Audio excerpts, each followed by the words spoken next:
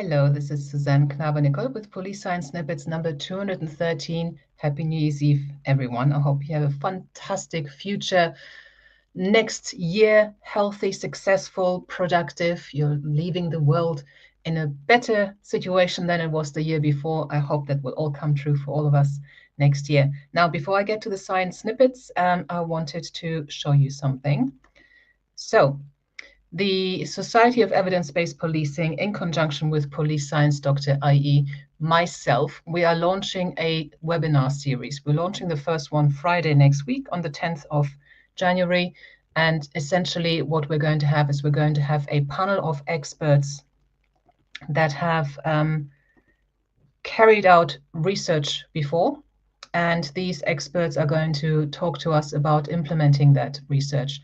So all you have to do is go to the Society of Evidence-Based Policing website, which is sebp.police.uk, go /events.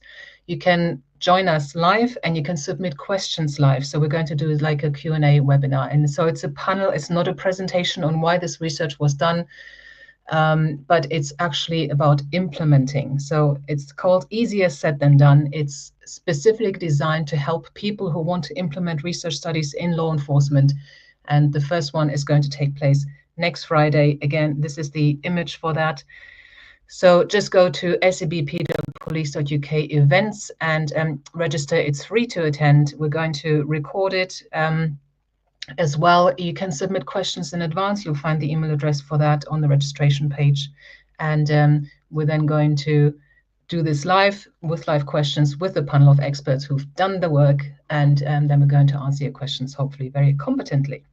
So getting back to the police science snippet. So Police Science Doctor per se is a website, my website, to basically bring research knowledge in law enforcement policing, investigative psychology, evidence-based policing, crime analysis, and all those topics to the practitioners, the frontline people that don't usually get to do research, that don't usually get to read research, and that you don't actually find out about the great findings that have been amassed. So Police Science Doctor takes that research knowledge and publishes in a very accessible format, hopefully. So I talk about 3 snippets each week. These are bits of information I've extracted from recently published research articles. I also send them straight into your inbox with a link to the original research article. All you have to do is Google Police Science Doctor, go to the website and enter your details into the form that pops up. If it doesn't pop up, it's at the bottom of each page, and you'll be on the list.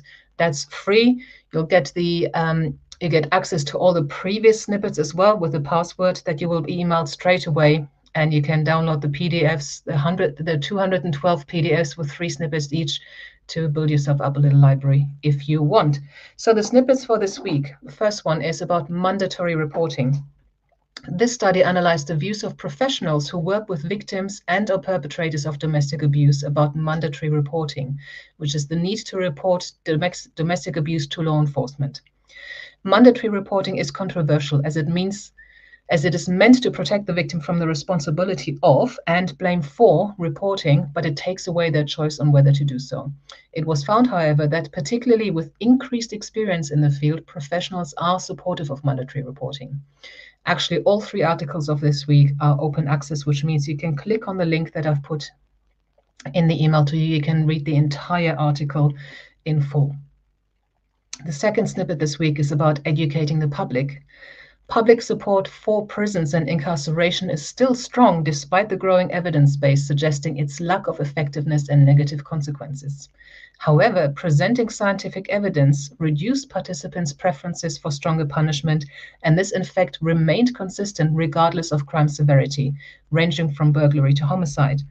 Actually, I've just finished marking a round of student essays. I teach at Middlesex University on the criminology programs, and one of the topics they could choose from was prisons and their effect on society, and very, very ineffective. Of course, some people need to be locked up, but most people who are in prison should not be there. They should be dealt with in other ways. But the public per se, they want people locked up, they want them punished, and they think that's a good thing, but it doesn't work that way. And this study found that actually, if you share that scientific knowledge rather than the emotive intention. If you share the scientific knowledge with the public, they do actually get it. So that's something we should be doing. And the third snippet for this week is about racial disparity in victimization. While there are very small differences in victimization rates by race ethnicity for most types of violent crime, and while whites report higher victimization rates than minorities do for some kind of violent crime, so they're more likely to report, there is a massive ratio for rates of firearm homicides. Black Americans of all ages suffer firearm homicides at a rate that is 12 times higher per capita than for whites. And Hispanic Americans are twice as likely to be victimized by firearm homicide than whites. The evidence of this report provides the most direct support for police increasing the precision of their focus on crime prevention efforts that can reduce homicide as the most important racial disparity in criminal victimization, and in the US context, firearm homicide in particular. So if you are a black man in the US, you're 12 times more likely to be shot dead than if you're white. This is shocking, and what do the police do now? The police are often accused of over-policing black communities. However, you could say that they're under-policing them. They're not protecting them enough. So what do you do? Discuss. And whilst you're discussing that, I'm going to sign off. I've got a New Year's Day party to go to. And I hope you have a fantastic transition into the new year, and I'll see you again next week. And don't forget, we have this coming up next Friday. Register for that. We will stream it live, probably on LinkedIn and YouTube, and hopefully we'll see you there. You can submit your questions. Dr. Matt Blunt and myself will be hosting, and we'll be talking to the panel. They'll be answering your questions. So send us your questions either when you join us live or email them beforehand, and I'll see you then. Thank you. Bye-bye. Thank you for watching. I hope you found this content useful. You can get access to each episode's transcript with key learning points, timestamps, and references if you get yourself onto my mailing list. Just go to the main website on policesciencedoctor.com, and on the bottom of each page you will find a sign-up form for notifications of new content. Just enter your first name, your preferred email address, and the type of organization you work for. You will not get any spam.